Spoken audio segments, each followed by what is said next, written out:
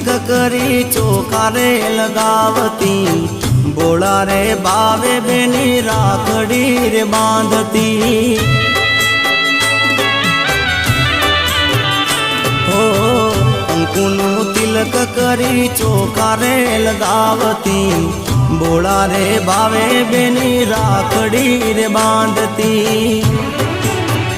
એ પછી કરાવી મીઠું નજરું વાળતી, વીરાને બાંધે અમર રાખડી। પછી કરાવી